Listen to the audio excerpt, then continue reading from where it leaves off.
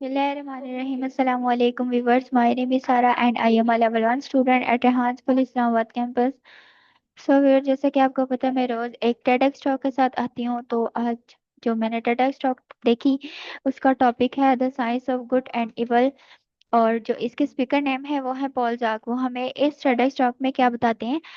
Doctor Paul जाक अपनी तहकीक में बताते हैं कि इंसानी अच्छाई और बुराई सिर्फ इहलाकी या रूहानी तस्वुरात नहीं बल्कि हमारे दिमाग की कीमियानी ऑक्सीटोसिन नामी मॉलिक्यूल से भी गहरा ताल्लुक रखती है। इनके तजुर्बात से जाहिर होता है कि जब इंसान एतमाद और सहावत जैसी मस्बत जज्बात महसूस करता है तो ऑक्सीटोसिन की सतह बढ़ती है, जिससे वो दूसरों के साथ हमदर्दी और तावन करने वाला हो जाता है।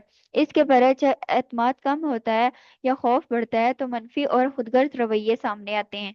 यूं अच्छाई और बुराई का साइंस का जायजा हमें बताता है कि हमारा रवैया फकत इखलाकी फैसलों का नतीजा नहीं बल्कि हमारे जिस्म और दिमाग की साइंसी सेहत का भी हिस्सा है। सो ये थी मेरी आज की टेडेक्स टॉक। उम्मीद करती हूँ आपको पसंद आई होगी।